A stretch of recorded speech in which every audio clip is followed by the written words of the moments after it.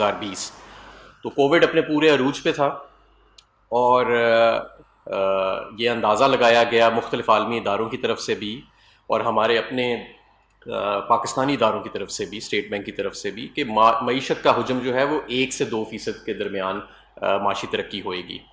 لیکن اس کے بعد جو ہم نے پیکیجز انٹروڈیوس کیے، جو ایک بہترین بجٹ پچھلے سال ہم نے پیش کیا، حکومت کی کووڈ کے اوپر اچھی حکمت عملی اور کاروباری افراد کے ساتھ اور اپنے ہمارے کسان بھائیوں کے ساتھ بیٹھ کے جو ہم نے پالیسیاں مرتب کیں، اس کے بعد ہمیں فوری طور پہ ہی یہ سامنے نظر آنا شروع ہو گیا کہ لارج اسکیل مینوفیکچرنگ یعنی بڑی سطح کی جو صنعت ہے اس میں بڑی تیزی آ رہی ہے. ایکسپورٹس کے اندر ہمیں بڑی تیزی نظر آئی. ہمارے کسان بھائیوں کو گنے کی صحیح قیمت ملنا شروع ہو گئی. وزیر اعظم صاحب نے گندم کی قیمت جو مقرر کی جاتی ہے حکومت کی طرف سے اس میں بھی اضافہ کیا، جس سے گندم کی پیداوار میں بھی اضافہ ہوا. رائس اور میز میں بھی ہمیں ریکارڈ اضافہ ملا. اس کے بعد ہمیں اسٹیٹ بینک کی طرف سے معیشت کی جو بڑھنے کی رفتار ہے اس کو بڑھا کے 2% سے 3% کر دیا گیا. لیکن ہمیں پھر بھی صنعت سے اچھے سگنلز آتے رہے، معیشت مزید مستحکم ہوتی رہی، فارن ایکسچینج ریزروز جو ہیں وہ بڑھتے رہے. اور میں آپ کے سامنے کچھ اعداد و شمار رکھنا چاہوں گا جس کی بنیاد پہ آج میں سمجھتا ہوں کہ کووڈ کے بدترین جو ڈیوسٹیشن ہے، جو تباہی اس نے پوری دنیا میں مچائی ہے اور عالمی منڈیوں میں مچائی ہے، اس کے باوجود جو جی ڈی پی گروتھ کے جتنے ٹارگٹس تھے، یعنی کہ جو ہم نے اپنے لیے ہدف سیٹ کیے تھے، اس سے الحمدللہ زیادہ اور 4% کے قریب ہم جی ڈی پی گروتھ انشاءاللہ تعالیٰ اچیو کریں گے. بہت سارے اینالسٹس کا تو یہ خیال ہے کہ جس طرح ہماری بڑے سطح کی صنعت جو ہے وہ پھل پھول رہی ہے، اور اس کی میں آپ کو تفصیل دوں گا، تو یہ شاید 4% سے بھی زیادہ جب ایکچوئل فگرز ریکنسائل کیے جائیں گے جون 30 کے بعد، تو شاید اس سے زیادہ نمبر جو ہے وہ سامنے آئے. بہرحال سب سے پہلے ایکسپورٹس کی بات کہ مارچ کے مہینے میں $3.2 ارب کی ایکسپورٹ رجسٹر ہوئی، جو پاکستان کی تاریخ میں سب سے زیادہ ہے. جو ہماری ریمیٹنسز آتی ہیں، جو اوورسیز پاکستانی رقوم بھیجتے ہیں پاکستان، اس میں جولائی اور جولائی سے لے کے اپریل تک 2021 تک 29% کا اضافہ ہوا، اور پاکستان کی تاریخ کا سب سے زیادہ اضافہ اور رقم ہمیں دیکھنے میں اس سال ملے گی. پاکستان کے فارن ایکسچینج ریزروز، آپ کو یاد ہوئے گا کہ جب نون لیگ کی حکومت اپنے آخری سال میں ایک بالکل عارضی سی اور ایک غبارے کی طرح ایک معاشی ترقی صرف 1 سال کے لیے دینے کی خاطر انہوں نے اپنے فارن ایکسچینج ریزروز میں 40% کمی کی تھی. آج ہمارے الحمدللہ کمرشل بینکس کے اور اسٹیٹ بینک کے اندر جو ڈالر ریزروز ہیں وہ $23 ارب کے ریزروز موجود ہیں، جو 2016 سے لے کے اب تک کی ہائیسٹ سطح پہ ہے. جو ہمارے ٹیکس کے ٹارگٹس تھے وہ بھی ہم اچیو کر رہے ہیں، اور ان کو بھی انشاءاللہ تعالی ہم حاصل کریں گے. 15% گروتھ ابھی تک ہمیں اس کے اندر مل رہی ہے. بڑی سطح کی صنعت کا میں نے آپ کو بتا دیا، 9% جو ہے وہ اوسطاً اس کی 9 مہینوں میں 9% گروتھ سامنے آئی ہے. اور اس کی جو انڈیکس ہے لارج اسکیل مینوفیکچرنگ کی، وہ 175 پہ کھڑی ہے، جو جس کے ذریعے ہم میجر کرتے ہیں انڈسٹریل آؤٹ پٹ کو، جو جنوری 2021 میں 175 تھی، اور یہ پاکستان کی تاریخ کی ہائیسٹ انڈیکس ہے. اور ہائیسٹ ایور پروڈکشن جو ہے وہ بھی ہمیں جنوری کے مہینے میں ملی لارج اسکیل مینوفیکچرنگ کی. اس سب کے نتیجے میں جو ہمیں سب سے اچھی چیز یہ نظر آ رہی ہے کہ ہمارا کرنٹ اکاؤنٹ جو ہے وہ $950 ملین سے زیادہ سرپلس میں ہے. اور یہ ہم شروع سے کہتے رہے ہیں کہ دیکھیں، معاشی ترقی کے 2 جز ہوتے ہیں، یا تو آپ اس کو اپنے پیروں پہ کھڑے ہو کے اپنی صنعت کے زور پہ، اپنی زراعت کے زور پہ آپ آگے لے کے جا سکتے ہیں، یا آپ ایک عارضی سا غبارہ بنا سکتے ہیں، امپورٹ بڑھا کے، روپے کو اوور ویلیو کر کے، اسٹیٹ بینک سے نوٹ چھاپ کے. اور یہ غبارہ جس طرح نون لیگ نے اپنے آخری 1 سال میں صرف 5.4% گروتھ، آخری 1 سال میں، اس سے پہلے 4 سال میں یہ نہیں تھی معاشی ترقی ان کی، آخری 1 سال میں یہ کرنے کے لیے انہوں نے کیا. پاکستان کا سب سے بڑا کرنٹ اکاؤنٹ ڈیفیسٹ انہوں نے، خسارہ انہوں نے رن کیا، اور فارن ایکسچینج ریزروز میں 40% کمی لے کے آئے. $11 ارب کے لونز لیے، $10 ارب کی شارٹ ٹرم بورنگ کی، صرف اس 1 سال میں 5% سے زیادہ گروتھ لینے کے لیے. اور خود جب چلے گئے تو عالمی اداروں نے پاکستان کی معیشت کو ڈاؤن گریڈ کر دیا، حالانکہ 5% گروتھ تھی. عالمی اداروں نے معیشت کو ڈاؤن گریڈ کر دیا کیونکہ انہیں نظر آ گیا کہ اس گروتھ کی بنیاد کوئی نہیں ہے. اور خود ان کے سابق وزراء خزانہ جو تھے انہوں نے کہنا شروع کر دیا کہ جو بھی نئی حکومت آئے گی اس کو IMF کے پاس فوراً جانا پڑے گا. تو یہ حقیقت تھی مسلم لیگ نون کی اس 1 سال کی اور آخری سال کی صرف معاشی ترقی کی. لیکن آج الحمدللہ ہم ہم معاشی ترقی میں جو بڑھاؤ دیکھ رہے ہیں اس میں ہمارا کرنٹ اکاؤنٹ بھی سرپلس کے اندر ہے، ہمارے فارن ایکسچینج ریزروز میں بھی اضافہ ہو رہا ہے، ہمارے ایکسپورٹس میں ریکارڈ اضافہ ہو رہا ہے۔ میں آپ کو یہ یاد دلاتا چلوں کہ نون لیگ کے 5 سال میں ایکسپورٹس میں کمی آئی تھی، میں یہ صرف یاد دلانا چاہوں گا، لیکن ہماری اس میں اضافہ ہو رہا ہے اور لارج اسکیل مینوفیکچرنگ میں ہماری ریکارڈ اضافہ ہو رہا ہے۔ ہم اسٹیٹ بینک سے جو انہوں نے 7,000 ارب روپے لیے تھے، ہم کوئی پیسہ نہیں لے رہے، کیونکہ آئی ایم ایف کی ایک پری کنڈیشن بھی ہے کہ اب آپ نوٹ چھاپ نہیں سکتے، لیکن وہ یہ سمجھتے تھے کہ شاید یہ مفت قرضوں کا ذریعہ ہے جسے آنے والی اگلی حکومتیں اتاریں گی، اور وہ ظاہر ہے کہ اب ہمارے اوپر بوجھ ہے اور وہ ہم اتار تو رہے ہیں، لیکن ہم نے خود ایسا کوئی عمل نہیں کیا۔ تو یہ جو سارا آج پروپیگنڈا بھی کیا گیا کہ جس سے صاف واضح نظر آیا کہ یہ معاشی ترقی کے جو اچھے نمبرز اب سامنے آ رہے ہیں، اور وہ نمبر جو سامنے آ رہے ہیں وہ کسی خسارے کے زور پہ نہیں کھڑے، تو اس سے شاید قائد حفظ پہ اختلاف گھبرا گئے تھے، لیکن میں ان کو یہ بتانا چاہتا ہوں کہ یہ اسحاق ڈار کے نمبر نہیں ہیں، یہ حقیقت پر مبنی نمبر ہیں۔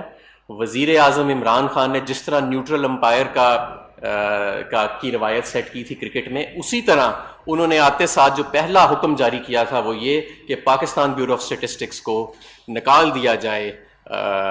وزارت خزانہ سے اور اس کو منسٹری آف پلاننگ میں رکھ دیا جائے، اور نیشنل اکاؤنٹس کمیٹی جو ہے وہ اب مکمل طور پہ آزادانہ طریقے سے یہ کر رہی ہے۔ اور ویسے بھی اس کے علاوہ بہت زیادہ آپ نے دیکھا کہ جو پرائیویٹ اینالسٹس ہیں اور کچھ ایکوٹی گروپس ہیں وہ پہلے سے یہ پریڈکٹ کر رہے تھے کہ پاکستان میں 4% سے زیادہ جو ہے وہ معاشی ترقی کی شرح ہو جائے گی، اور یہ کافی مہینوں سے وہ کہہ رہے تھے، تو وہ بھی صحیح ثابت ہوئے اور ہمارا اپنا بھی یہی اندازہ تھا۔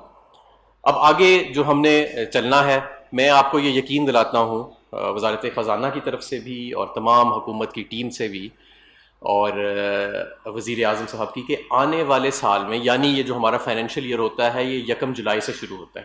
تو 1 جولائی سے آنورڈز اس معاشی ترقی کی رفتار میں مزید اضافہ ہوئے گا، اور جو پی ٹی آئی کے جو جتنا ٹرم ہے ہمارا، اس میں ہم معاشی ترقی کی رفتار کو مزید تیز کریں گے، صنعت کا پہیہ مزید تیز چلے گا، زراعت کا پہیہ مزید تیز چلے گا، ہمارے کسان کو اسی طرح ریکارڈ، نہ صرف کہ ریکارڈ اس کی پروڈکشن اللہ کے فضل سے ہوئے گی، بلکہ انشاءاللہ تعالیٰ اسے اسی طرح اپنی رقم بھی پوری ملے گی، اور اس سے روزگار بھی پیدا ہوئے گا اور غریب کی جیب میں آمدن کا بھی اضافہ ہوئے گا۔ تو ایک تو یہ ہے کہ ہم معاشی ترقی کی رفتار میں مزید اضافہ چاہتے ہیں۔ دوسری چیز یہ کہ ہم یہ اضافہ خساروں کے زور پہ نہیں چاہتے، ہم اپنے کرنٹ اکاؤنٹ پہ نظر رکھیں گے، ہم اپنے فارن ایکسچینج ریزروز کے اوپر نظر رکھیں گے، ہم اپنی انڈسٹری کے اوپر، امپورٹس کے اوپر بھی نظر رکھیں گے، اور اس کو ایک بیلنسڈ طریقے سے آگے لے کے چلیں گے۔ نمبر 3، اس وقت قیمتوں کی پوری دنیا میں ایک بڑھاؤ آیا ہوا ہے، خاص طور پہ کھانے پینے کی قیمت میں۔ گزشتہ روز یا اس سے ایک دن پہلے آئی ایم ایف کی جو ایم ڈی ہیں کرسٹینا، انہوں نے بھی اس پہ بات کی کہ پوری دنیا میں اس وقت جو ہے ایک انفلیشنری رجحان چل رہا ہے، جس کا کووڈ کے ساتھ بھی لنک ہے، اور ویسے بھی سیزنل لنک بھی ہے، کلائمیٹ چینج کے ساتھ بھی لنک ہے، جس کا ساری دنیا میں حکومتیں مقابلہ کر رہی ہیں، تو اس کا بھی ہم مقابلہ کریں گے، اور قیمتوں کا مقابلہ ہم 3 سطح پہ کریں گے۔ نمبر 1، جو کھانے پینے کی اشیاء ہیں ان کے اوپر سبسڈی تو ہم دیتے ہیں، بہتر پالیسیاں مرتب کر کے ان کی پیداوار بڑھا کے اور بہتر ٹارگیٹڈ سبسڈیز کر کے اس کی ہم قیمت کو سٹیبلائز کرنے کی کوشش کر رہے ہیں۔ دوسرا یہ کہ عام آدمی کی آمدن بڑھا کے، اور وہ یہی جو میں نے آپ کو بتایا، روزگار بڑھا کے، کسان کی آمدن بڑھا کے، اور اس کا ہمیں نظر بھی آ رہا ہے کہ آپ دیکھیں ٹریکٹر کی سیلز بڑھ رہی ہیں، یوریا کی سیلز بڑھ رہی ہیں، آٹو موبیلز کی سیل بڑھ رہی ہیں، تو ایک ہمیں وہ زیادہ ایکٹیویٹی نظر آ رہی ہے۔ اور تیسرا یہ جو میں سمجھتا ہوں کہ عمران خان حکومت کا ایک ٹریڈ مارک ہے، یا آپ سمجھ لیجئے کہ جو ایک بنیادی ہمارا ایک فلسفہ ہے، کہ جو ہم نے سوشل پروٹیکشن کے ہمارے پروگرامز ہیں، احساس پروگرام میں جو ہم نے جو ڈاکٹر ثانیہ نشتر صاحبہ کر رہی ہیں، اس کے علاوہ جو صحت کارڈ کے حوالے سے، اس کے علاوہ ٹارگیٹڈ سبسڈی کے حوالے سے، پناہ گاہ کے حوالے سے، یہ جو ہمارے مختلف پروگرامز ہیں ان کی ایکسپینشن بھی کی جائے گی، تاکہ جو ہمارے غریب لوگ ہیں ان کو پروٹیکشن بھی دی جا سکے۔ تو یہ صرف سرخی پاؤڈر والی 1 سال کی ترقی نہیں ہے جو مسلم لیگ نون جو تھی اپنے آخری سال میں کرنے کے لیے ملک کو ڈیفالٹ کے قریب چھوڑ گئی، اور عالمی اداروں نے آپ کی معیشت کو اس کے ہوتے ہوئے ڈاؤن گریڈ بھی کر دیا۔ اس کی ہم نے بنیاد رکھی ہے، مضبوط بنیاد ہے، انڈسٹریلائزیشن، ایگریکلچر کے اندر ایک ریولوشن، اور ایکسپورٹس کے اندر اضافہ، لارج اسکیل مینوفیکچرنگ کے اندر اضافہ، وہ اس کی بنیاد ہے۔ کچھ اس کی مزید اگر مثالیں دیکھیں تو سیمنٹ کی اگر آپ سیلز دیکھیں اس وقت تو وہ ہائیسٹ سیلز پاکستان کی تاریخ میں مارچ کے مہینے میں دیکھی گئیں اور جولائی سے لے کے مارچ تک 17% اضافہ ہمیں دیکھنے میں آیا. آٹو موبائلز کی سیلز میں 54% اضافہ پچھلے سال کی بنسبت نظر آیا. اسی طرح ٹریکٹرز کی سیل کا میں نے ذکر کیا, فرٹیلائزر کی سیلز کا ذکر کیا. کنسٹرکشن اور ہاؤسنگ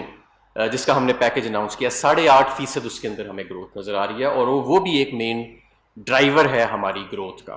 تو یہ کچھ بنیادی طور پہ چیزیں تھیں جو میں آپ کے سامنے رکھنا چاہتا تھا کہ یہ ایک سسٹینیبل گروتھ ہے, یہ عارضی گروتھ نہیں ہے, اور اس کے مومنٹم کو انشاءاللہ تعالی ایک اچھے بیلنس طریقے سے ہم آنے والے دنوں میں مزید مستحکم کریں گے. اور اپوزیشن کو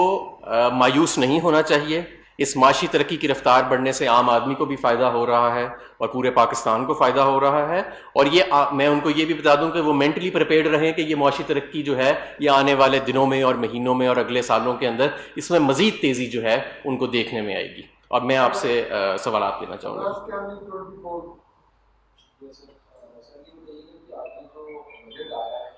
اس کے حوالے سے کیا تیاری ہے, اور اسپیشل جو ملازمین کے وعدے تھے کیا وہ وفا ہوں گے؟ اور ایک سپلیمنٹری کوشچن بجلی کا کہ کوئی امید آ رہی ہے کہ شاید کیبنٹ کے شکل اور آگے کوئی دفعہ دوبارہ کوئی اہم ذمہ داری کی معاشی کی سونپی گئی ہے تو اس حوالے سے بتا رہا ہے. دیکھیں, جو آخری سوال ہے اس کے میرے پاس تو کوئی انفارمیشن نہیں ہے, لیکن جو میں یہ ضرور کہنا چاہوں گا کہ پیز کے حوالے سے بالکل اس مرتبہ پیش رفت ہوئے گی. اور دو چیزیں ہیں, ایک تو تنخواہ کو بڑھانا ہے, اور ایک جو ان کے اندر عدم توازن موجود ہے مختلف محکموں کی تنخواہوں میں اس کو بھی ٹھیک کرنا ہے. اور اس کے اوپر وزارت خزانہ پے اینڈ پینشنز کمیشن جو نرگس سیٹھی صاحبہ کا ہے اس کے ساتھ مل کے وہ کام بالکل کر رہے ہیں, تو یہ بالکل ہوئے گا. جی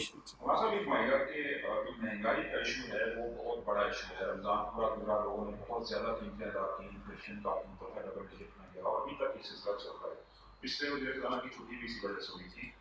تو مہنگائی کو کس طرح کنٹرول کریں گے؟ اگر نیا بجٹ آ رہا ہے عوام کے اوپر اضافی ٹیکسز کا بوجھ یا ایسی چیزیں تھوڑی کرنے جا رہے ہیں کہ جس سے ان پہ اضافی بوجھ ہے, کیونکہ 6 ٹریلین کا ٹارگیٹ ہے, اس سے تھوڑا کم ہی کریں گے تو آپ کو یہ میجرز تو لینے پڑیں گے. سیکنڈلی IMF کا جو پروگرام ہے اس پہ ان سے دوبارہ رابطہ کب ہو رہا ہے؟ کیونکہ آپ لوگوں نے کہا تھا, گورنمنٹ نے کہا تھا کہ شرائط بہت سخت ہیں, ایسے اقدامات نہیں کریں گے کہ عام آدمی پر بوجھ پڑے. تو IMF کے ساتھ آپ باقاعدہ یہ ساری چیزیں سامنے رکھ رہے ہیں کہ ان کا جو پروگرام ہے وہ ریوائز ہوگا؟ جی, جو آپ کا پہلا سوال ہے میں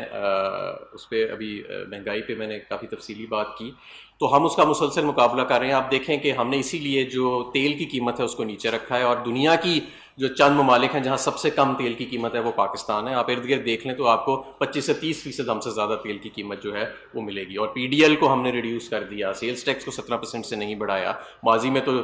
جب قیمت نیچے جاتی تھی تو 56% تک وہ لے جاتے تھے, لیکن ہم نے یہ سارا پاس آن کیا ہے اپنے کنزیومر کو. تو اور جہاں تک کھانے پینے کی اشیاء ہیں, آپ دیکھیں اس وقت عالمی منڈی میں ایڈیبل آئل کی قیمت جو ہے جتنی بڑی ہے پاکستان میں اس سے کم بڑی ہے. اسی طرح اگر آپ چینی کا دیکھیں کہ جتنی عالمی منڈی میں چینی کی قیمت بڑی ہے پاکستان میں اس کی بنسبت تھوڑی کم ہے. گندم کی قیمت بھی عالمی منڈی میں تقریباً اتنی ہی بڑی تھی جتنی پاکستان میں آٹے کی قیمت بڑی تھی, لیکن ہم اس کو بھی ٹارگیٹڈ سبسڈی کے ذریعے ایڈریس کر رہے ہیں. تو یہ ایک دو چیزیں ہیں. ایک تو جب ہماری حکومت آئی تو کیونکہ ایک 30 سے 40% پاکستانی روپے کو اوور ویلیو رکھا گیا تھا فورن ایکسچینج ریزروز خرچ کر کے سارے اور قرضہ لے کے, اس کی جب کریکشن آئی تو کچھ قیمتوں میں اضافہ ہوا. اور دوسرا یہ کووڈ اور سیزنل چینجز کے بعد دنیا میں جو ایک انفلیشن کا رجحان آیا, ان دونوں چیزوں سے ہم ٹیکل کر رہے ہیں. پچھلے سال کی بنسبت پچھلے سال 14% قیمتیں بڑھنے کی شرح تھی, اس سال وہ 8% کے قریب آ گئی ہے, لیکن اس میں مزید بہتری کی گنجائش ہے. تو ہم اس کے اوپر جد و جہد کر رہے ہیں اور انشاءاللہ تعالیٰ اس کا جلدی ثمر ملے گا لوگوں کو. جہاں تک IMF کے ساتھ بات ہے کانٹیکٹ کی, تو ہمارا مسلسل کانٹیکٹ ہے IMF کے ساتھ. ان کا ریزیڈنٹ ریپرزینٹیٹیو کا دفتر یہاں پہ وزارت خزانہ کے ساتھ ہی تقریباً اسی بلڈنگ میں موجود ہے, تو ایک مسلسل ہمارا رابطہ ان کے ساتھ موجود ہے. میری کل رات بھی جو ہمارے مشن چیف ہیں واشنگٹن میں, ان سے انرجی کے حوالے سے ٹیلی فون کے اوپر ایک کانفرنس ہوئی ہے, تو we are constantly in touch. جی موسم آپ نے مہنگائی کے حوالے سے بتایا کہ انٹرنیشنل جو پرائسز ہے وہ بڑی اپ ورڈ رہی ہیں, جبکہ نئے جو وزیر خزانہ ہمارے شوکت الدین صاحب ہیں انہوں نے اپنی پہلی پریس کانفرنس میں کیٹاگوریکلی یہ کہا ہے کہ جو پاکستان جو اسٹیٹکس ہے ان کا میتھڈ جو ہے طریقہ کار ہے مہنگائی کے معاملے کا جو پیمانہ ہے وہ ٹوٹل 35 سے پورے ملک میں، باقی دیگر چھوٹے شہروں میں دیہی علاقوں کی جو مہنگائی کی شرح ہے وہ اس میں شامل نہیں ہے۔ اس کا مطلب یہ ہے کہ پاکستان شماریات بیورو پر جو شوکت کریم صاحب نے عدم اعتماد کا اظہار کیا ہے تو مہنگائی کی شرح کے حوالے سے آپ کے جو موقف ہے وہ ٹھیک نہیں ہے کہ گورنمنٹ جو کہہ رہی ہے کہ مہنگائی جو ہے وہ انٹرنیشنل مارکیٹ کی وجہ سے، بلکہ اس میں پی پی ایس کا ایک رول ہے۔ دوسری بات یہ ہے سر کہ پاور سیکٹر میں جو آئی ایم ایف کی کنڈیشنز تھیں اس میں سپورٹ ڈیٹ بھی بڑھا اور ہمارے جو قرضے لینے کی شرح ہے وہ بھی بہت زیادہ بڑھی، اس کو آپ کیسے بیٹر کریں گے؟ اور جو بجلی کی قیمتیں جو کل کیبنٹ کی ایک اسمبلی سرکولیٹ کر کے آپ نے دی اس کی آپ وضاحت فرمائیں گے کہ آپ پاور منسٹری کہہ رہی ہے کہ 8 پیسے اضافہ ہوا ہے جبکہ جو سمری ریٹو ہے وہ 1 روپے 72 پیسے کی ہوئی ہے۔ اگر اکتوبر میں جو ٹیرف ایڈجسٹمنٹ ہے 1 سے 1 روپے 62 پیسے ختم ہو جاتی ہے تو کیا اکتوبر کے بعد صرف 8 پیسے بڑھے گا یا 1.72 بڑھے گا یا اس کے ساتھ؟ جی آپ کے 3 سوال ہیں جی۔ پہلا سوال جو ہے وہ آپ کا پی بی ایس کے حوالے سے ہے۔ جیسے میں نے پہلے فرمایا کہ پہلے عرض کیا میں نے کہ جو ہم نے پی بی ایس کو آتے ساتھ ہی علیحدہ کر دیا تھا فائنانس ڈویژن سے، اسی لیے کہ ماضی میں سوالات اٹھتے رہے کہ گروتھ کو اوور اسٹیٹ پی بی ایس کے ذریعے کیا جاتا تھا یا انفلیشن کو انڈر ایسٹیمیٹ کیا جاتا تھا۔ لیکن یہ تو میں آپ کو گارنٹی دیتا ہوں کہ ایسی کوئی چیز عمران خان صاحب کے ہوتے ہوئے جو خود احتسابی میں یقین رکھتے ہیں، اور اسد عمر صاحب جن کے جو نیچے ہے آپ، جو میں سمجھتا ہوں کہ ایک باصول آدمی ہے اور آپ سب کا ان کے ساتھ انٹریکشن رہتا ہے، سوال ہی پیدا نہیں ہوتا۔ دوسرا یہ کہ پی بی ایس کے کچھ فارمیٹس ہیں رپورٹنگ کے جس طرح ساری دنیا کے ہوتے ہیں، وہ کئی دہائیوں سے وہی چلے آ رہے ہیں۔ وہ ظاہر ہے کہ ہر 3-4 سال بعد انفلیشن کی ری بیسنگ ہوتی ہے، نئے اسٹیٹسٹیکل میتھڈز، جس طرح آپ کی ڈیموگرافکس چینج ہو رہی ہیں، پاپولیشن کی تعداد چینج ہو رہی ہے، کنزمپشن میتھڈز چینج ہو رہے ہیں، تو وہ چینج ہوتی ہے۔ تو شوکت ترین صاحب نے اس چینج کی بات کی تھی کہ جس طرح ہر ادارے میں ریفارم اور امپروومنٹ چلتی رہتی ہے، اس طرح پی بی ایس میں بھی ظاہر ہے کہ وہ چل رہی ہوگی۔ نمبر 1۔ نمبر 2، سرکولر ڈیٹ کے حوالے سے اس کی جو اس کے 2 ہیں، ایک تو سٹاک ہے سرکولر ڈیٹ کا جو آلریڈی اس کا حجم کتنا ہو چکا ہے، اور ایک فلو ہے کہ اس میں ہر سال اضافہ کتنا ہوتا ہے۔ تو اس میں امپروومنٹ 2 سٹیجز میں آئے گی۔ پہلے جو اس کا فلو ہے، یعنی کہ جو اس کا اضافہ ہے، اس کو ختم کیا جائے گا، اس کو سلو کیا جائے گا، اور اس کے بعد اس کو پھر ریورس کیا جائے گا جو سٹاک ہے۔ تو اس کی جو فلو کی ڈیسیلریشن ہے وہ شروع ہو چکی ہے، اور اس کے اوپر ہم کانسٹنٹلی اس میں آئی پی پی ری نیگوشیشن کا بھی شامل تھا، ایک ایل این جی ری نیگوشیشن کا ایک جز شامل تھا، اس کے اندر انڈسٹریل پیکج جو ہم نے دیا جس سے کنزمپشن بڑی وہ شامل تھا، ٹی این ڈی لاسز جو ہیں اس کے اندر کچھ امپروومنٹ آئی تھی، ایک وہ شامل ہے، اور ہم ابھی بھی اس کے اوپر مسلسل جد و جہد کر رہے ہیں، سبسڈیز کو مزید بہتر ٹارگٹ کر رہے ہیں اور ٹیرفس کو ریشنلائز کر رہے ہیں۔ یہ ان شاء اللہ تعالیٰ ہم سرکولر ڈیٹ کے اوپر ایک ہمارا مینجمنٹ پلان ہے جو باقاعدہ موجود ہے، اور اس کے آئی ایم ایف کے ساتھ بھی وہ طے شدہ ہے، جس کے ذریعے اس کے پہلے ہم نے فلو کو ریڈیوس کرنا ہے اور اس کے بعد ہم نے اسٹاک کو ایڈریس کرنا ہے، اور اس کے اوپر ان شاء اللہ تعالیٰ یہ کیونکہ بڑا وسیع سبجیکٹ ہے تو جب یہ ہم پلان فائنلائز کر لیں گے تو بجٹ کے بعد ہم ان شاء اللہ تعالیٰ آپ سے اس کے اوپر تفصیلی بات کریں گے۔ تیسری آپ نے بات کی کوارٹرلی ٹیرف ایڈجسٹمنٹ کی کہ اکتوبر میں کیا، ہمیں نیپرا نے یہ کہا کہ آپ 1 روپیہ 70 پیسے کے 72 پیسے آپ فوری طور پہ بڑھائیں۔ ہم نے انہیں یہ کہا کوارٹرلی ٹیرف ایڈجسٹمنٹ کر کے، ہم نے یہ کہا کہ یہ کوارٹرلی ٹیرف ایڈجسٹمنٹ بہتر ہے کہ اکتوبر میں کر لی جائے، جب تقریباً اسی کی رقم کی کوارٹرلی ٹیرف ایڈجسٹمنٹ، کیونکہ یہ ایک لمیٹڈ میعاد کے لیے ہوتی ہیں، وہ خارج ہو رہی ہے تو وہ سیٹ اپ ہو جائیں گی، اور جو اس کا نیٹ امپیکٹ کسٹمر پہ آئے گا وہ 8 پیسے آئے گا، اور یہ ہم نے نیپرا میں بھی درخواست دائر کر دی ہے، اور ہمیں امید ہے کہ انشاءاللہ تعالیٰ یہ ہماری درخواست جو ہے وہ تسلیم کر لی جائے گی، تو اس کا جو اکتوبر میں امپیکٹ آئے گا وہ پھر 8 پیسے کا آئے گا۔ لیکن 1.72 کا تو منظوری کی ہے نہیں، 1.72 کی انہوں نے وفاقی کابینہ نے کہا ہے کہ نیپرا کے آگے آپ درخواست جمع کرائیں کہ اس کو آپ اکتوبر کے اندر لے جائیں، جب تقریباً 1 روپیہ 60 کے 65 پیسے کا خارج ہو رہا ہے، تو ٹیرف جو ہے کنزیومر کے لیے اس پہ 8 پیسے کا ہی فرق اکتوبر میں پڑے گا۔ ہمارے یہ بتا دیں کہ معیشت جب گرو کرتی ہے تو اس کا جو ڈائریکٹ امپیکٹ ہے وہ عوام کے اوپر آتا ہے۔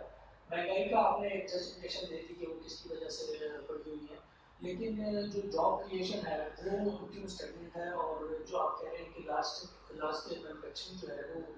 گرو کر رہی ہے انڈسٹری، اور باقی جو انڈسٹریز ہیں اس کی جو سیلز ہے اس پہ مسلسل اضافہ ہو رہا ہے، لیکن جاب کریشن جو ہے وہ نہیں ہوتی انپلائمنٹ ریٹ جو ہے